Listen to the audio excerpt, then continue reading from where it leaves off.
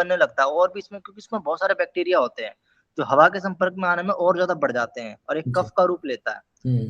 तो जैसे ही ये निकलता रहता नाक से, तो जुकाम हल्का होता रहेगा। मात्र 4 से 5 दिन में भी आपकी वाली बात थी वही निकली थी कि 4 से 5 दिन में ये अपने आप को ठीक कर लेता है। ठीक ये कर। बिल्कुल वही बात है, ऐसा नहीं कि आपसे सुनकर बोल रहा हूँ मैं।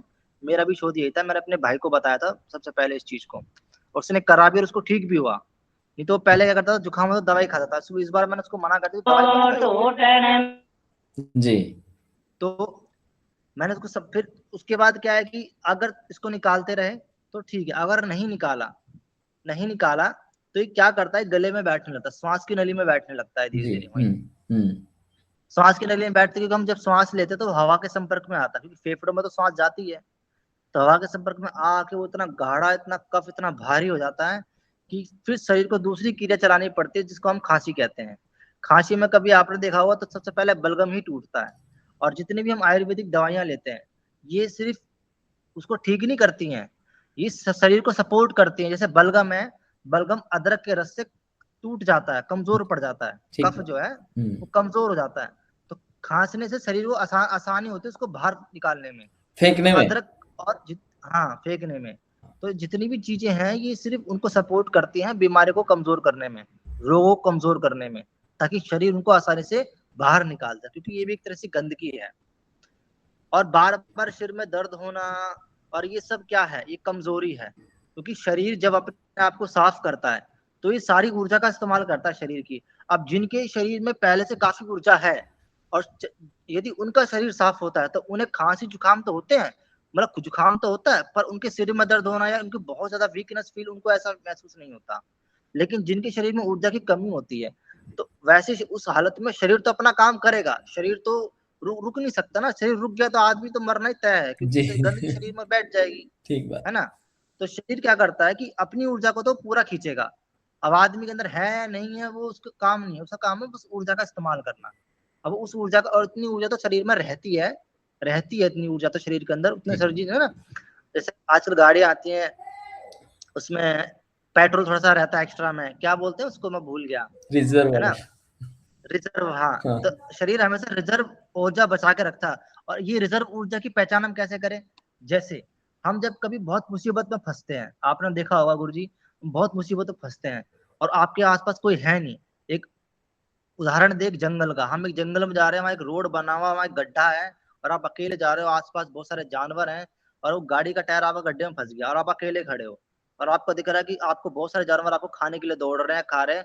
तो आप अकेले उस गाड़ी को उठा देंगे। उठा तो लेंगे। जो रिजर्व ऊर्जा है, शरीर उसका इस्तेमाल करता है और उस ताकत को इस्तेमाल करके अपनी खुद की रक्षा करता ठीक बात है। है ना। तो वास्तविकता है। कहने का अर्थ ये है कि शरीर का ये बुखार है, ये बुखार, ये ऊर्जा की कमजोरी है बस, और कुछ ही नहीं है, एकदम। वीकनेस। एकदम सही कहा। बिल्कुल यही है। तो जी मेरा इतना शोध है, नहीं नहीं, बाकी तो बहुत गहराई में बहुत ही मैंने अच्छा। शोध करा है, बहुत ही बाकी अच्छा। बहुत ही इस पे बढ़िया भी हम किया। कभी मौका। जी अब मैं एक चीज और बता देता हूँ, जैसे कि लोग सूर्य पे अर्घ देते हैं, यानी कि पानी देते हैं, जी सूर्य जी को पानी चढ़ाते हैं, ये जी परंपरा बन गई है। ये जी। परंपरा नहीं थी, ये एक चिकित्सा थी। चिकित्सा थी बिल्कुल। एक्चुअली इससे आंखें ठीक होती है, जी। क्योंकि निरंतर आप पानी के संपर्क में, बीच में पानी को रख के आप सूर्य की तरफ देख रहे हो, हम्म। और उससे आपको 7 रंग दिखाई देते हैं। मतलब जो इंद्रधनुष वाले रंग हैं वो दिखाई देते रंग हैं। होते हैं, और बिल्कुल। उन पानी रंगों ग्रहों से से बनते हैं। चिकित्सा होती है, आंतरिक चिकित्सा। और उनमें से जो रंग ज्यादा आपको दिखाई दे रहा है, जो ज्यादा विजिबल हो रहा है, उस रंग का भोजन, उस रंग का स्वाद लेने से अपने आप चिकित्सा हो सकती है। लेकिन इसको क्या कर दिया, आप जल चढ़ाओ, परीक्षा में पास हो जाओगे। ये तो हाँ, आपने नई बात बताई है गुरु जी। हाँ जी। पाखंडी। ये तो आपने बिल्कुल नई बात बताई है। मतलब मैंने ये देखा है कि घर के बाहर निकले, छत पे भी नहीं गए, अपने घर की चौखट पे ही सूर्यदेव दिखाई दे रहे हैं, नहीं दिखाई दे रहे हैं, जल दे दिया बस। ना, इसके ऊपर पैरों पे खड़े होकर के पानी को एक धार डालना, एक लय में, और एक नजर रखना, और उस नजर के साथ उसी धार में, पे। हाँ, सूर्य के साथ में, सूर्य के बीच में केवल पानी का जल का जो लोटा है वो जल इससे ऐसे रहेगा, हाँ ऐसे ऊपर, और नजर नजर उस धार पर रखनी है ना। हाँ एक धार पे, उस धार के ऊपर नजर रखनी है। उस धार के ऊपर नजर रखेंगे, जो कलर आपको ज्यादा दिखाई दे रहा है उस कलर का सबसे ज्यादा दिखाई व्यंजन, देगा। उस कलर का कपड़ा, उस कलर का स्वाद, जो आपने कलर से रिलेटेड जो स्वाद है, वो स्वाद लेने से शरीर की चिकित्सा हो सकती है। और आंखों की अद्भुत चिकित्सा है वो, अद्भुत, आंखों के लिए बहुत फायदा। मैं ये मैं भी पैसे बहुत को सोच रहा हूँ कमाने गुरु के जी। लिए नहीं है, ये धन लाने के लिए भी नहीं है, ये पत्नी भाग गई पत्नी आ जाएगी इसके लिए भी नहीं है। गुरु जी धन तो जड़ है, प्रकृति का हिस्सा है, हाँ समझते का हिस्सा है। जैसे बस, फल फ्रूट सब्जी या मिट्टी, वैसा ही ये पैसा है, पैसा भी तो उसी का हिस्सा ही हुआ, तो बस भगवान कहाँ से देगा उसको? भगवान ने दे ही रखा है इतना कुछ। बहुत कुछ दे रखा है। लेकिन इसमें क्या, वो पाखंड आने से ये चिकित्सा लुप्त, जैसे जैसे पाखंड बढ़ते जाता है वैसे वैसे लुप्त हो जाते जाता है, क्योंकि लोग क्या ना इसे साइंस में बताना नहीं चाहते हैं, और वास्तविक रूप इसका बता देंगे तो लोग उस वास्तविक रूप को समझ करके उन बाबा जी को नहीं मानेंगे। बाबा जी को नहीं गुरु जी, बाबा जी का तो रोल कम है। हाँ ये जो डॉक्टर बैठे ना वाले बड़े बड़े हाँ हाँ हाँ हॉस्पिटल खुल रहे हैं ज्यादा, क्योंकि इन्हें पता है कि भारतीय चिकित्सा में इतना दम है है। कि यदि ये खुल गए, इस पर शोध किए गए, तो लोग तो ठीक हो जाएंगे और हमारी दुकानें बंद हो जाएंगी। जो इतना बड़ा अंपायर खड़ा कर रखा है, ये एकदम खत्म हो जाएगा। खत्म हो जाएगा, सही सही कह रहे हो। किसी भी कीमत पे नहीं बंद होने। कोरोना क्या है, ये तो धंधे कमा करने के वही है गुरु जी, और कुछ नहीं है। अब आ रहा मुझे तो बड़ा तीसरा, ग्रुप तीसरा नंबर आ रहा, लॉन्च हो गया है, देखना अभी जस्ट आ जाएगा तीसरा नंबर। यूरिया पाया जाता है गौमूत्र में? बेशक, अच्छा, अपने स्वमूत्र में भी यूरिया पाया जाता है। लेकिन राजीव भाई जी के वीडियो में जब उन्होंने कहा था, वो तो ये कहते हैं कि देसी गाय के गोमूत्र में यूरिया तो बिल्कुल नहीं होता, क्योंकि जो जहर होता है वो तो गाय अपने कंठ में धारण कर लेती है उसको। तो देखिए, जहर, आप गुड़ को मानेंगे या नहीं मानेंगे? नहीं मालूम। गुड़ जितना जहर है उतना शायद दूसरा चीज नहीं होगा। वो क्यों? गुड़ जो है, अभी सर्दी के अंदर आपके सामने रख दिया जाए इस समय, आपके वहां के क्लाइमेट कितना है मुझे नहीं पता, लेकिन 15 के क्लाइमेट पे या 20 के क्लाइमेट पे गुड़ रख दिया जाए तो 100 ग्राम आप खा लेंगे। और यही 100 ग्राम आप जेठ आषाढ़ के महीने में, यानी कि 45 डिग्री से ऊपर के तापमान में नहीं खा पाएंगे। अच्छा, और अगर खा लिया तो ये समझ लीजिए आप खुजली करते करते यूं समझ लीजिए पूरे शरीर पे फोड़े फुंसी हो जाएंगे लगातार खाएंगे। ये किसका काम कर रहा है? नहीं ऐसे तो फिर वो तो, ऐसे तो वो तो हर चीज तो फिर तो नुकसान तो हर चीज करती है, लिमिट एक तो हर चीज भी लिमिट। चीज ऐसी नहीं है जो नुकसान और नफा नहीं करे, सिवाय नहीं, देसी गाय के घी। हाँ वो तो नहीं करता, बस लेकिन मैं वो नहीं गौमूत्र की भी करता, तो बात कर रहा हूँ। वो नहीं करता, वो चाहे पी लो खा लो, लेकिन उसमें भी है ना, आपने पी लिया तो नुकसान करेगा।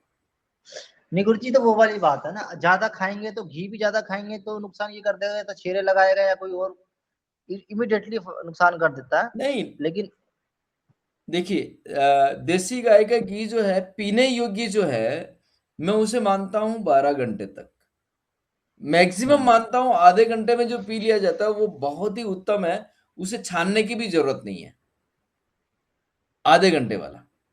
गौमूत्र को, हाँ, और दूसरी बात, अगर वो सजीव है, जिंदा है, तो उसमें परिवर्तन होना स्वाभाविक है। परिवर्तन तो होता है। देखिए, वातावरण में और वायुमंडल के साथ में रह करके अगर परिवर्तन हो रहा है तो वो वायुमंडल की कुछ चीजें तो लेगा ही लेगा।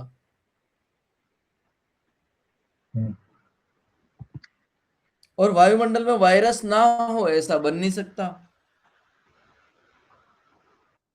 अमीनो एसिड जितना लेट होता है उतना खराब होता है। लेकिन मैंने जब गौमूत्र को 1-2 महीने रख के मैंने ही करके देखा था, मैंने 3 महीने तक गौमूत्र को रख के पिया, एक ही गौमूत्र कांच की शीशी में, जैसा राजीव भाई ने बताया था हम्म, वैसा करा। मुझे तो कभी जिंदगी में बल्कि फायदा मिला उससे तो मेरे को और भी ज्यादा। ये चीज ऐसा हो सकता है, आपने देखिए एक तो रखा कांच की शीशी में, दूसरा रखा होगा आपने सेम तापमान में, सेम टेम्परेचर। सेम तापमान में, हाँ, हाँ, बिल्कुल छाव में रखा ये अंदर। दो चीज उसे इफेक्ट करती है, और ये दो चीज ग्रामीण क्षेत्र में या बाहरी क्षेत्र में लोग मैनेज नहीं कर पाते, पहली वस्तु। दूसरी वस्तु, मैं जब राय देता हूँ गौमूत्र पीने के लिए, तो मैं सीधी सीधी यही कहता हूँ ताजा लेना है। अगर आपको 1 दिन पहले का है, 2 दिन पहले का है, तो गुनगुना करके लेना है। अगर आपके पास महीने भर या 15 दिन पहले का, तो एक बार उबाल करके वापिस गुनगुना करके लेना है। तो उसमें क्या, उसका क्राइटेरिया थोड़ा सा चेंज हो जाता है। जो मौसमी प्रभाव से जो जीवाणु पैदा हुए हैं नए वाले, वो नष्ट हो जाते हैं गुनगुना करने से। अच्छा। और अमीनो एसिड जो एसिड बनाता है शरीर के अंदर, वो नहीं बनाता है। किसी किसी की इम्यूनिटी मजबूत होती है तो वो चला लेते हैं, लेकिन किसी किसी को उससे दस्त लग जाती है, किसी किसी को गैस भी बनती है, किसी किसी को उल्टियां भी होती है उससे। तो जिनको उल्टियां होती है उसको थोड़ा सा अजवाइन डाल करके दे देंगे तो उल्टियां नहीं होंगी। लेकिन वो तो शुरू शुरू में होता है ना, जब कोई शुरू शुरू में पीता है, जैसे शुरू शुरू में जब कोई पीता नया नया, तो उसके दस्ते भी लगते हैं, उसको उल्टियां भी आएगी, देखिए, नींद भी आएगी। गौमूत्र जो है, गौमूत्र दो स्वाद होता है, एक तो तीक्ष्ण जी, होता है, दूसरा मधुर होता है। तीक्ष्ण मधुर होता है। जैसे शुरुआत में जब जा रहा है, अंदर घुस रहा है, तब वो तीक्ष्ण लगेगा, फिर जैसे ही चला गया तो फिर मीठा मीठा स्वाद आने लग जाएगा, मीठा मधुर मीठा स्वाद मीठा लगता आएगा। है, हाँ, हाँ बिल्कुल। लेकिन लोग क्या करते हैं, उसको घिन भावना से पीते हैं। घिन भावना से पीने पर उसमें एंजाइम्स अलग क्रिएट होते हैं, और वो फायदा करने के बदौलत वो उन्हें काफी समय तक नुकसान भी करता है, क्योंकि है तो वो एंजाइम्स का मानसिक का। खेल है ना, है तो एंजाइम्स का खेल है।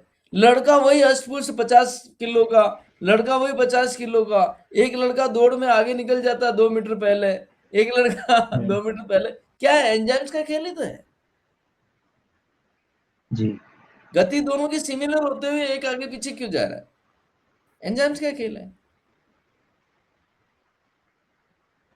मैं बिना गौमूत्र के ही दुखी हो रहा हूँ। गौमूत्र लेकर आने वाला हूँ यहाँ, लेके इतना आएंगे। मैं। मैं गुरुजी, मैंने ना बचपन से लेके अब तक, देखो मुझे क्या क्या रोग थे, मैं आपको अपने रोग बताता हूँ बचपन से।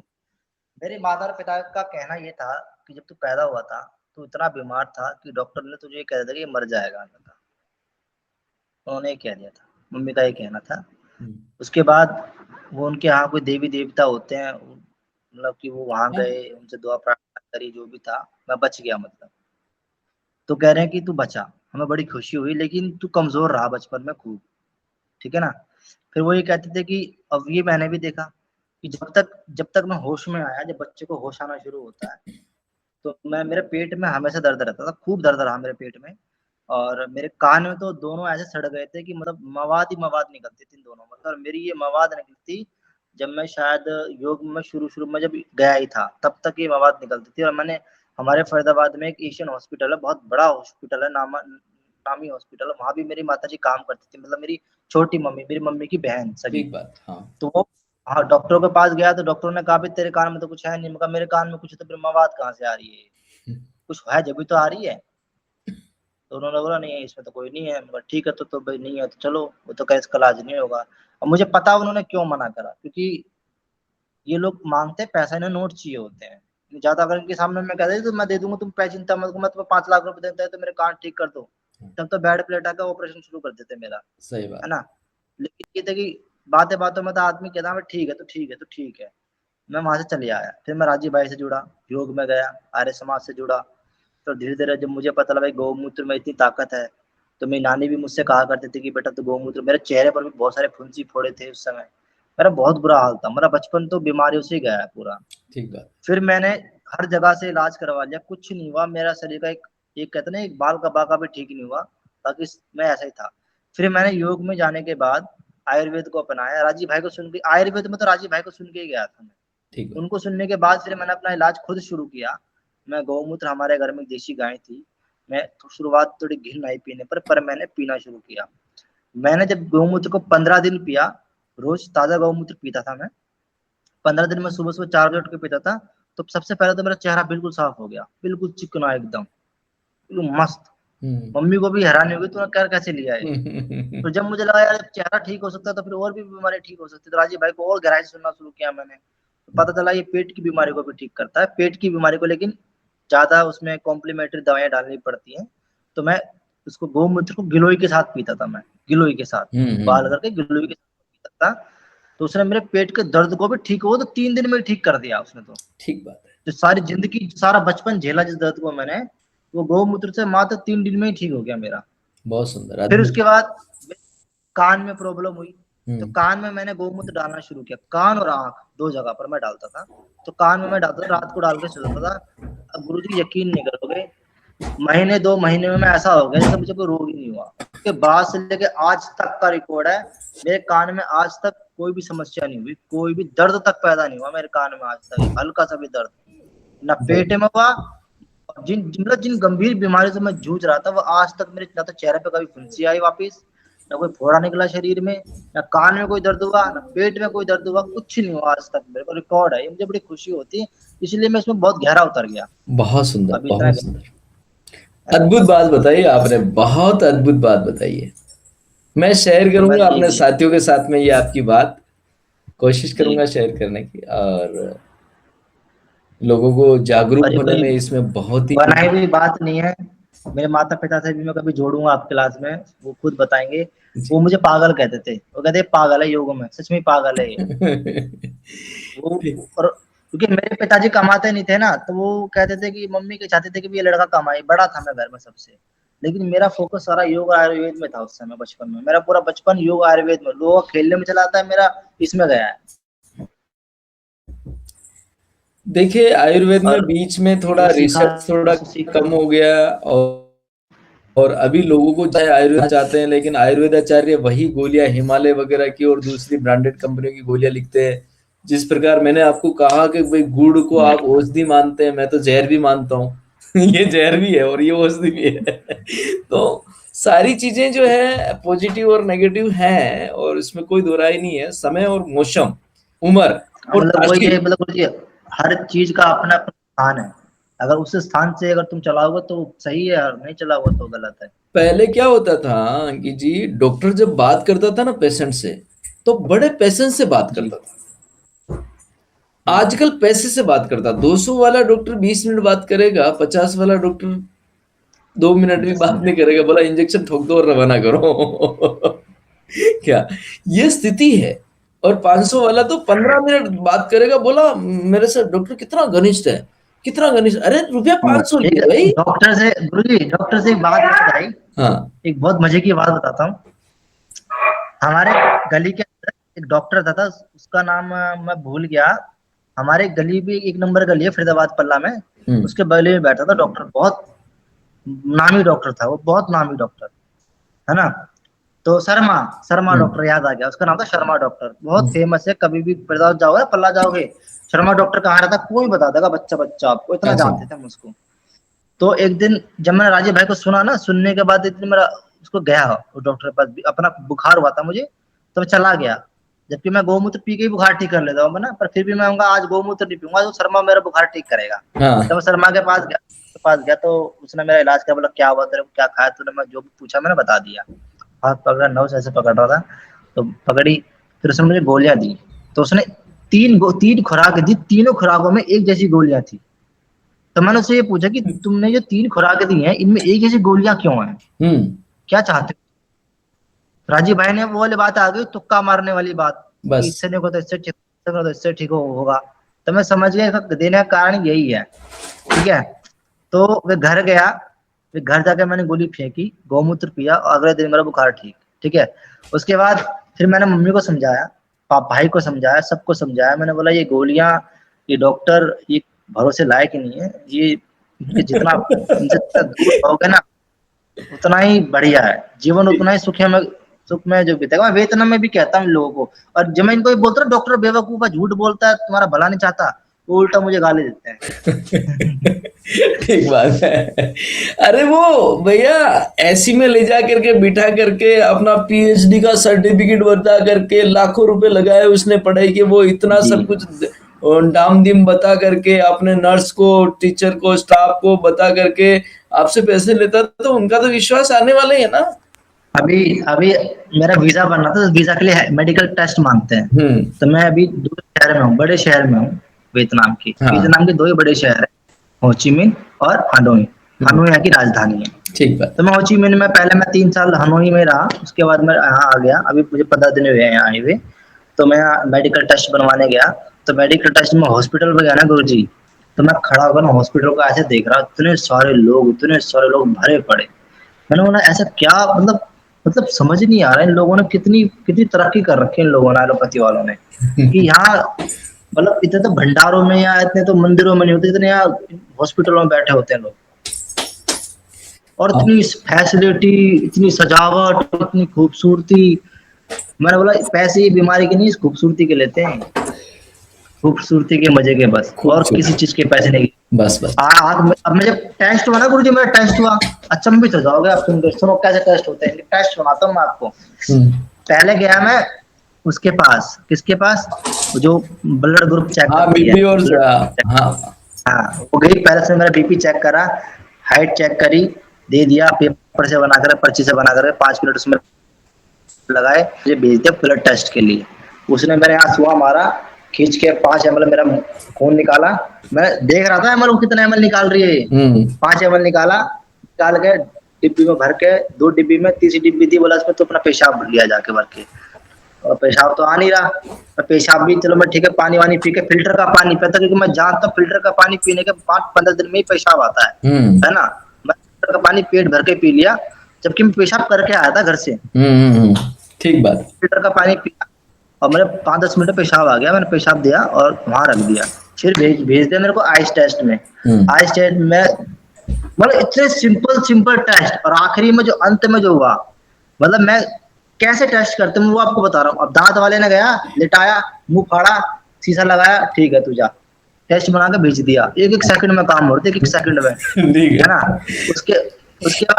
उसके बाद गया कान चेक करने वाली, नाक चेक करने वाली के पास गया, उसने बल्ब लगाया टाट पे और ऐसे बस चिमटी से नाक खोली, कान देखा, ठीक है तू जा, ठीक है। जबकि मेरे इस कान में, एक कान में थोड़ा हल्का सा कम सुनाई देता है ना। तो मैं ये टेस्ट है जो सही बता रही है मेरे को।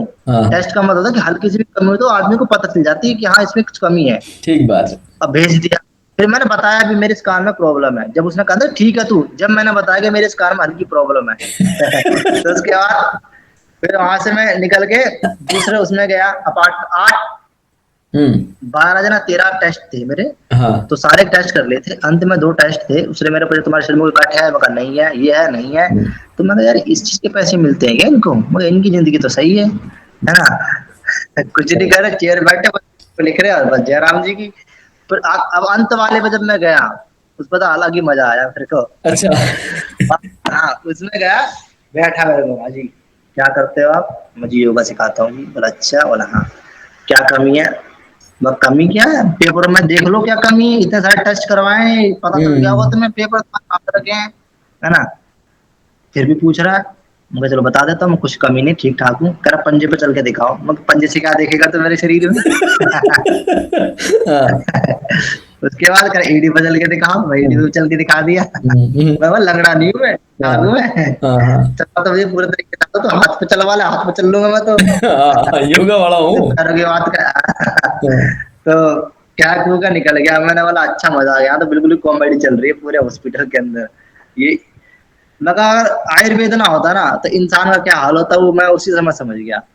ठीक है, तुम्हें आप ये समझ लो इतने सारे टेस्ट कराए, और लोग अब जैसे मान लो यही चीज आप गए नहीं होते और आपको केवल सर्टिफिकेट चाहिए होता, तो इसके कितने पैसे देने पड़ते थे बाहर? मांगते हो तुम, मांगते थे कि नहीं मांगते थे? बोला आपका ये टेस्ट आ जाएगा, और है क्या पेपर में, खाली कुछ नहीं है। कुछ आपने देखा मार रखे थे।